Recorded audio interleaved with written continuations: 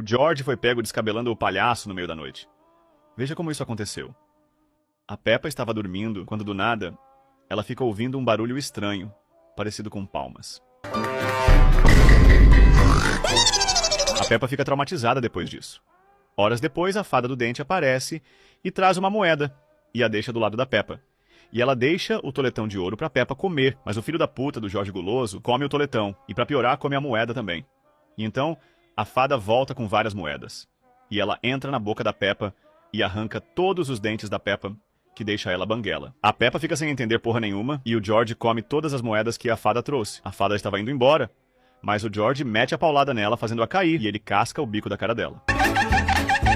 Mas a fada desaparece, e aparece em cima dele com um toletão gigantesco, e ela solta ele, e esmagando o George, e então o Papai Pig aparece, farmando muita aura, e acaba comendo o toletão gigante de ouro.